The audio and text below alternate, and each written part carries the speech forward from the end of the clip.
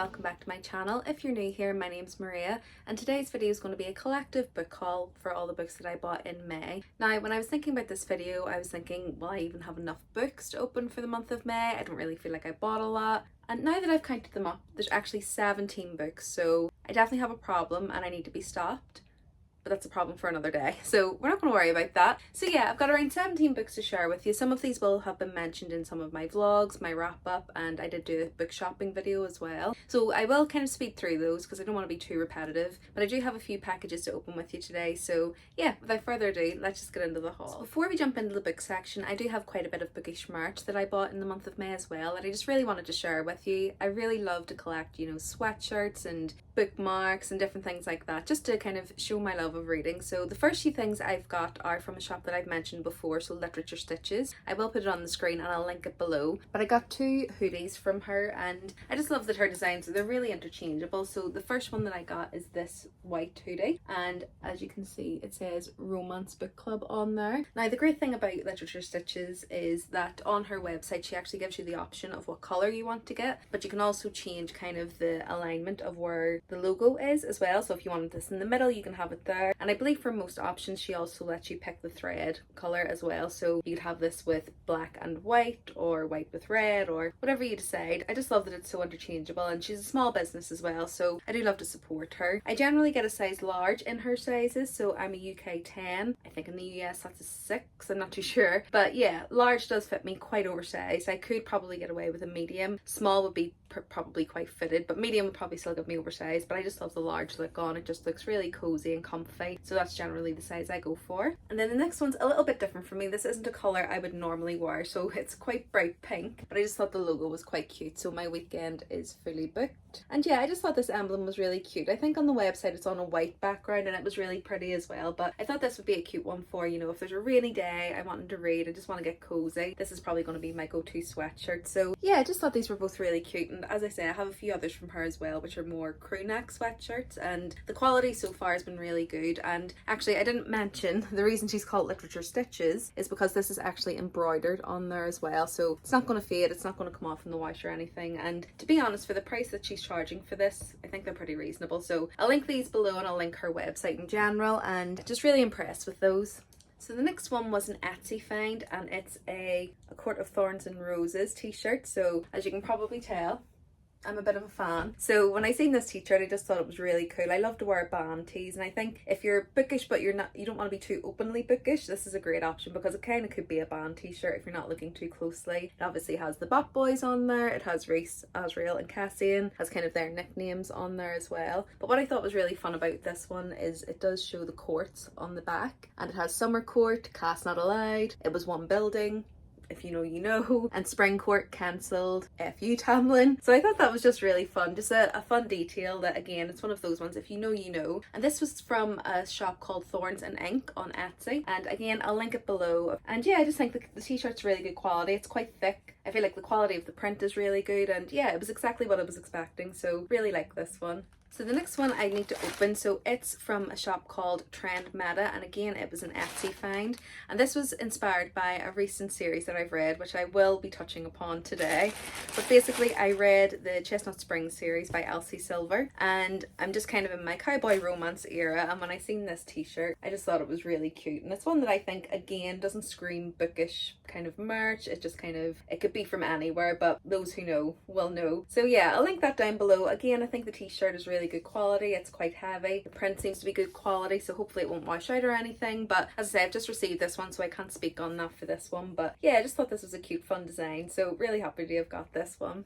And lastly, for the merch, if you've seen my TBR Jar Picks My TBR video, you may have seen this little TBR jar that I used for that. Now this is from Bookmarked by Chris, and this is so cute. I really like this jar. It's really good quality. The print seems really good quality. Bookmarked by Chris actually has a whole host of different things, so like bookmarks and things like that, but he's also actually collabed with Literature Stitches on some of her ACOTAR sweatshirts. So again, I'll link his shop below as well as some of those collabs that they've done, because again, they're really cute, they're really fun. If you like ACOTAR or anything bookish really, they're definitely worth checking out.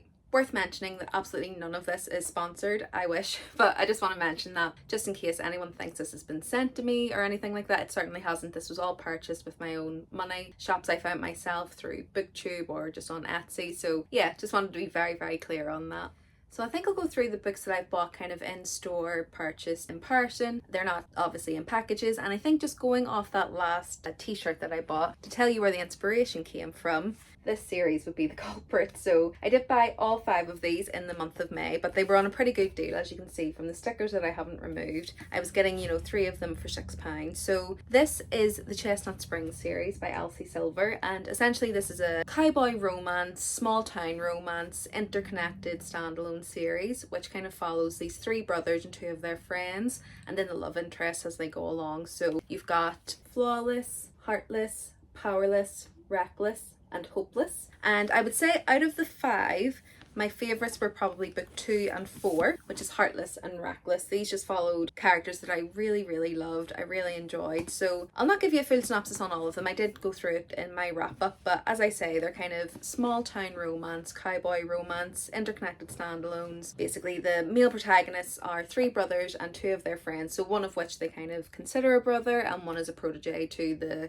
character in the first book. And yeah, I just thought these were so fun, really, really enjoyed them. I literally read through them in a week. So I bought them and within 5 to 7 days I'd already read them all. If that's any recommendation for them, I would just say they're definitely fun. They're like fluffy reads in between maybe some heavier reads that you may have. Quite a bit of space in there, but I do think that the story still holds its own when you're reading through there. Yeah, I would highly recommend them. I would say that none of the books individually were 5-star, but in terms of a series overall, it's definitely a 5-star romance series for me. So yeah, would highly recommend these.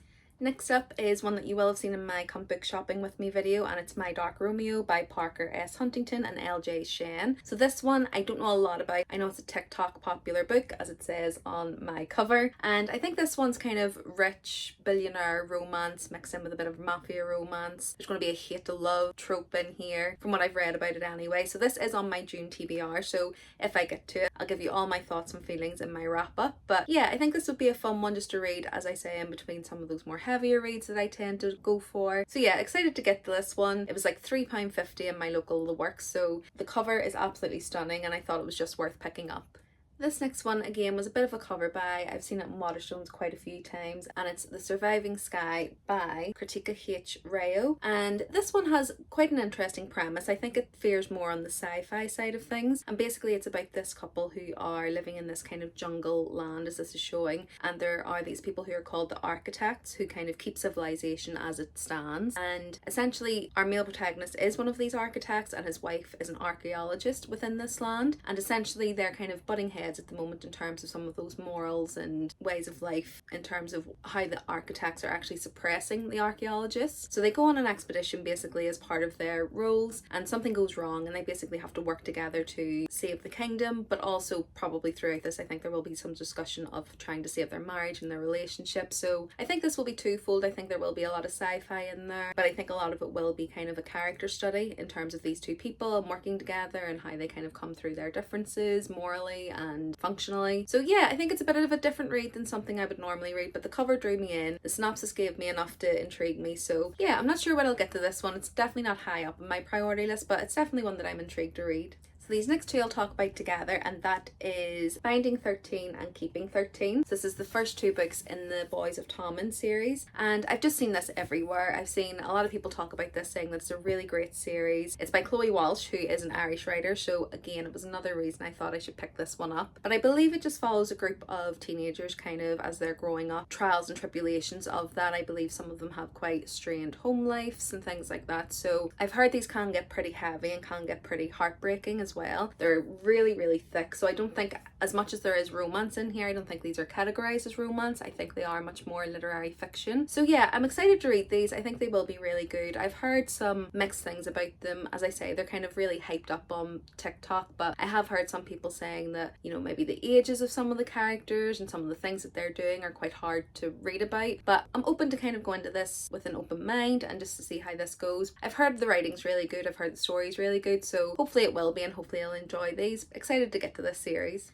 And the last two before we get into the packages are two from a writer that I absolutely love, so Raven Kennedy. She wrote the Plated Prisoner series, which I have pride of place up on my shelves there, and I've loved her writing. I really love the way that she writes romantasy. So it is a romantasy series, but for me I think she really builds that plot around it. It's not just around that love interest. I love the world that she's built in that series, so I wanted to read a little bit more from her, and essentially most of hers were kind of indie published but have now been picked up by traditional publishers. But for this series I really love the indie covers. So I seen these on Vinted, and it's the Heart Hassle series. So the first book is Signs of Cupidity and the second book is Bonds of Cupidity, and these covers I think are just absolutely stunning. So when I seen them on Vinted for a relatively good price, I thought I would pick them up before they disappear. And basically this series, I do think it's a bit more of a light-hearted and fun series compared to The Plated Prisoner. It basically follows I'm not sure if they're called Cupids or if they have a different name, but essentially this girl is a Cupid and she's getting everybody else to fall in love, but she herself is upset because obviously love never comes for her. And I believe this is kind of reverse harem. There's a few different males involved. Again, I don't really know too much of the synopsis. I've just heard it's really fun, really witty, really entertaining, and just going by what Raven Kennedy has written before, I think I'll really love it. So really hoping to get to this one soon. It is one that's been on my radar for quite some time, basically since I read the Plated Prisoner series maybe 3 years ago. But yeah, finally bit the bullet, bought the indie copies, and yeah, hoping to get this on a TBR soon. And now for the fun part, so the packages that I have. So as you can see, I've got quite a few Fairy Loot. One is the adult and the YA subscription boxes, and the other two are pre-orders. So I know what one of the pre-orders is, but I'm not sure what the second one is, so we'll find out together. And then I do also have one Amazon package, so I will start with this one. That was good. So I do know what this one is, and basically it's, I don't even know how to pronounce this actually, it's Temeraire by Naomi Novik. So Naomi Novik is one of those authors that for some reason I kind of forget about her, but all of the books that I've read from her I've absolutely loved. I really love her writing style. So I've read the Scholomance series, which is A Deadly Education, and the books in that series, and I've also read Spinning Silver, and I have Uprooted on my TBR as well. So I've seen this series and it's one that I haven't seen anybody talk about, but when I seen this cover it just immediately pulled me in. I just really wanted to find out more. So I don't actually really know a lot about this series, and I do maybe want to go into it a little bit blind, so I'm not going to read too much into it, but I believe there's around 5 books in this so far. I think it's a bit more high fantasy than I've read from her before, but as I say, her writing style has always been really good. I've always really enjoyed it, so hoping this could be another favourite for me. So next I'll go into the pre-orders. So I don't know what one this is, so I'll open this one first because that's, you know, the most fun. Oh, I didn't know it was going to be this one. I thought this was later in the year, but obviously it's come around quicker than I thought. Just get it out of the bubble wrap, which is actually really on there. I may need to use my scissors. Okay, so in this package it was Ruthless Spies by Rebecca Ross, and I think this could be even more stunning than the first book. So I do have the first book in the Fairy Loot edition as well. So a little bit of damage to the dust jacket there, but I think that will straighten out when I have it on my shelves. I just love this art, and just like the first book we do have these letters on the side as well in the sprayed edges, and I'll just show you under the dust jacket as well. So the foiling, this is so pretty, really pretty, definitely my vibe. So the dark with the gold, it's kind of the same on the back. Then we do have some foiled pages, which again are absolutely stunning. Let's see if they're the same on the back. Yep, they're the same on the back. It's the same art, but we do have the foiling on there. I'm not sure if this one's signed. Yes, it is.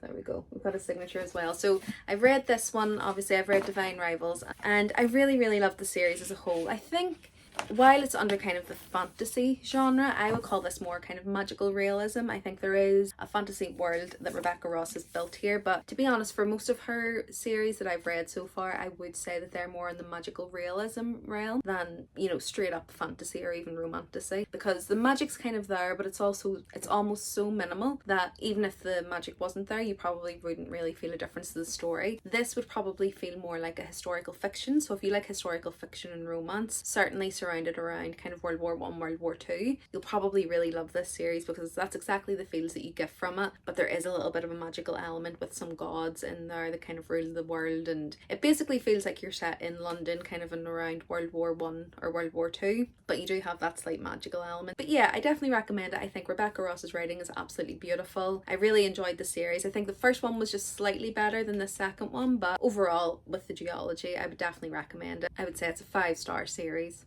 Okay, so this next one, I do know what it is, and again it's a sequel to a duology. So unfortunately I don't have the first one in the Fairy Loot edition, but as soon as I seen the second one coming out, I thought I just want to get it while I can, and hopefully I'll be able to thrift the first one. I do need to get my scissors again because this is really stuck in there. So the next one is The Prisoner's Throne by Holly Black. So this is the sequel to The Stolen Heir by Holly Black, which is part of the Folk of the Air series overall. So you can technically read this series without reading the Folk of the Air, but I would definitely recommend reading that series first to kind of give you the context of this world, and these characters are in that series as well, so it kind of gives you an introduction to who they are, what's happened to them, the history, and I think that is kind of woven through the series, so I would definitely recommend it for this one. But I'll just give you a closer look at the cover. I think the artwork is absolutely stunning on these editions, and that foiling. Then there's a quote on the back, and then the sprayed edges are just plain gold. Not sure how good that's coming up, but they're just kind of a block colour. Then under the dust jacket we do have some foiling as well, so you can see that there, so very kind of fitting with the series. It's absolutely stunning, and I think for me just the main thing on these editions is this artwork. I'm not too sure who does the artwork. I'm going to have to look that up because it's absolutely stunning. And then it's the same on the back.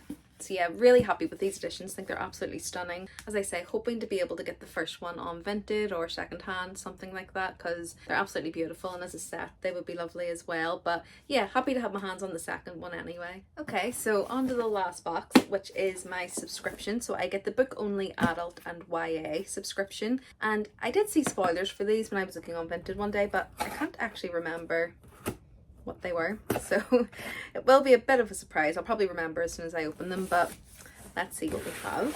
Okay, so the first one is the adult box, and now that I've seen the sprayed edges and the clue card, I can remember what this one is, and it's The Honey Witch by Sydney J. Shields. So this cover is so pretty. This is giving off proper spring vibes, so it's definitely one I think I'll maybe try and get to soon, because if not I'll probably put it off till next year. But that cover is absolutely stunning. Then we've got the spine, and that's the back. So as I say, giving off proper spring vibes, and the sprayed edges kind of add to that as well. So pretty. And okay, these end papers are so pretty. The foiling, I mean, come on, they're so pretty. I hadn't seen those yet. I'd only seen kind of the cover because it was on Vinted and people were reselling them before I got my edition, but that is stunning. So pretty. Guessing the end will be the same. No, it's different. Okay, so there's different character art on here, but again we have that amazing foiling. And then this is the naked hardcover, and the spine. There's nothing on the back, it's just plain. And there is a reversible dust jacket, which I think is character art, so it looks really pretty as well. No foiling on it, but it's still really pretty character art, so happy to have that. And not sure if this one's signed, so let me just look. So it looks like there's a letter that's been put in. I'm not sure if that's a digital signature at the bottom, most likely is. But yeah, it's nice to have the letter in there as well, because I usually lose those, I'll be quite honest. So this one, I actually know nothing about it. I haven't even read a synopsis, so I will just read the synopsis for you, just to give us an idea of what this book's about. So it says, Marigold Claude has always preferred the company of the spirits of the meadow to any of the suitors who have tried to woo her. So when her grandmother whisks her away to the family cottage on a tiny isle of Innisfree with an offer to train her as the next honey witch, she accepts immediately. But her newfound magic and independence come with a price. No one can fall in love with the honey witch. Okay, so I'm getting kind of cottagecore, maybe Bridgerton type of vibes, you know, that kind of era. And then it says, when Lottie Burke, a notoriously grumpy skeptic who doesn't believe in magic, shows up on her doorstep, Marigold can't resist the challenge to prove to her that magic is real. But soon, Marigold begins to care for Lottie in ways she never expected, and when darker magic awakens and threatens to destroy her home, she must fight for much more than her new home, at the risk of losing her magic and her heart. Okay, so that sounds pretty cute. That sounds like it's going to be quite a cute, maybe cottagecore romance. I believe it's sapphic from that description, so June's probably a great month to be reading this one. Yeah, I'm excited about that one. I definitely think it's going to be a spring summer vibe, so I may try and get to this one soon. Otherwise it probably will be pushed off my TBR until next year. But yeah, happy with that edition. It's absolutely stunning, so if nothing else, it's going to look lovely on my shelves. Okay, and lastly, this will be the YA book for May, so let me just get this out. And again, I can't actually remember what this is supposed to be. Okay, yeah, so it's The Temptation of Magic by Megan Scott. Again, I absolutely know nothing about this, so it may not come up really on the camera, but this is quite plain. I mean, for fairy, I can see what they're going for. They're going for kind of an old vintage style book, but quite plain really in terms of that, but it may align with what the story is, so I won't judge it too harshly just yet. And these are the sprayed edges. So again, I don't know much about this, so I will just read the synopsis because it's not one that I've read before. Oh no, I've just looked at it and it's severely damaged inside. That is really disappointing. I've never had that much damage on a fairy book. Oh no. Okay, I'm gonna have to message them, and oh, it's such a shame because this is actually so pretty. The front and the back, and yeah, if we can ignore the huge rip in the art, it's actually really pretty art, and it's giving me kind of dark academia vibes, which I'm guessing this book could be about. But yeah, some different art on the back. But yeah, that's really sad. That is really sad. I'm gonna have to message them and see if I can get a replacement, because that is, yeah, I'm not accepting that. But yeah, so there is also some art on the reversible dust jacket. So again, this is all kind of giving me a little bit of dark academia vibes, so I'm not sure if that's what the story will be, but let me just read from the synopsis. So it says, as an Imperial, Nicole has the ability to kill any deadly supernatural, but if her power ever awakened, the Wake, the organisation that governs the supernaturals, would force her to be their loyal huntress or kill her, like they did her mother. To stay safe, Nicole hides in a small university in town, convinced the mythological art collection at a local manor contains a final message from her mother. But before she can study it, Cyan McCarter, the Wake's most skilled Imperial, arrives on his own hunt. When Nicole and Cyan discover that Cyan's prey has stolen a painting for leverage, they're forced to work together. As the creature threatens to expose Nicole's powers, her tenuous alliance with Cyan threatens her heart. If the true identity is revealed, Cyan will hunt her next. No one disobeys the Wake and survives, especially when the art they're seeking unveils conspiracy that would change the lives of the creatures and humans forever. But Nicole may only be able to resist one, her wicked impulses or love that could repaint the world. After a life of hiding her true nature, who could resist the temptation of magic? So that sounds pretty good. I'm just really bummed out that the edition that I got is so damaged, but I'm sure they'll replace it. They've always been really good with that before. It's just really sad to see any book in that condition. That's really sad because the art's so pretty. I'll have to message them and I'm sure I'll get another copy, but that is the YA book for May. So I'm going to attempt to lift these books. I don't know if I'm going to be able to and get them in shot. Definitely not. I'm gonna have to work out more for that. But yeah, so these are all the books that I got. Tell me if you've read any of these. Tell me what your favorite is. If you have any recommendations on any of these, which ones I should try and get to first. Any of the items that I showed as well. Tell me what your favorite was. Let me know if you do know of any really good Etsy shops or basically any Bookish merch shops. I love to shop on them. I love to try and support small business as well. So any of your recommendations, definitely put them down in the comments below. If you like this video, I would love if you would give it a like, and if you want to see more from me, I'd love it if you subscribe. I'm planning to do 2 videos a week, so it will be lots of content like this, so book hauls, Bookish merch, reading vlogs and things like that. And any recommendations you have for videos that you'd like to see from me, again, just put them all down in the comments. Other than that, I hope you did enjoy this one. Thanks so much for watching, and I'll see you in my next one. Bye!